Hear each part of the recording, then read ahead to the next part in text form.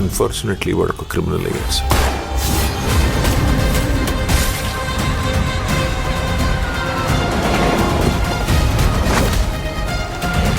Police సింహం లాంటి జంతువులు కూడా ఒక వయసు వచ్చేదాకా పాలే తాగుతాయి సార్. కానీ వీడు 8 ఏళ్లకే రక్తం తాగడం మొదలుపెట్టాడు.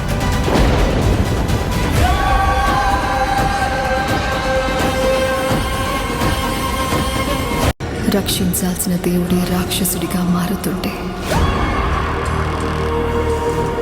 కాగితం కడుపు చీల్చుకు పుట్టి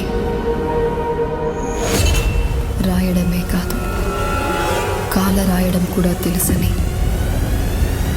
అక్షరం పట్టుకున్న ఆయుధం పేరే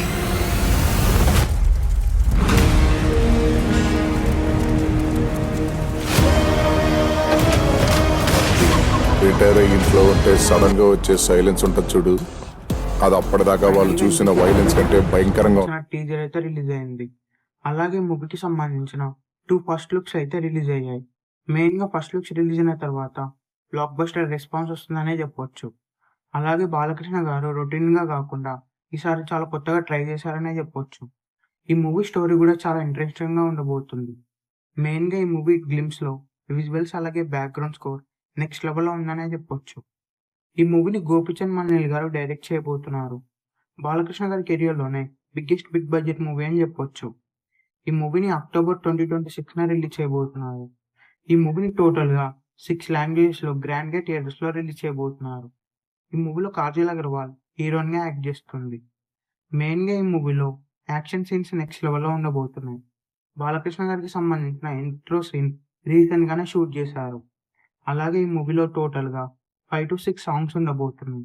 బ్యాక్గ్రౌండ్ స్కోర్ కూడా నెక్స్ట్ లెవెల్లో ఉండబోతుంది.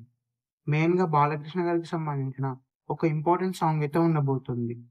ఈ మూవీకి తమన్ గారు మ్యూజిక్ ఇవ్వబోతున్నారు.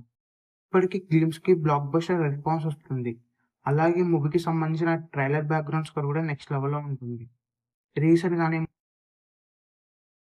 ఫైనల్ గా ఎన్బికే 111 మూవీకి సంబంధించిన టీజర్ అయితే రిలీజ్ అయింది. అలాగే మూవీకి సంబంధించిన 2 ఫస్ట్ లుక్స్ అయితే రిలీజ్ అయ్యాయి. మెయిన్ గా ఫస్ట్ లుక్స్ రిలీజ్ అయిన తర్వాత బ్లాక్ బస్టర్ రెస్పాన్స్ వస్తుందనే చెప్పొచ్చు. అలాగే బాలకృష్ణ గారు రొటీన్ గా కాకుండా ఈసారి చాలా కొత్తగా ట్రై చేశారనే చెప్పొచ్చు.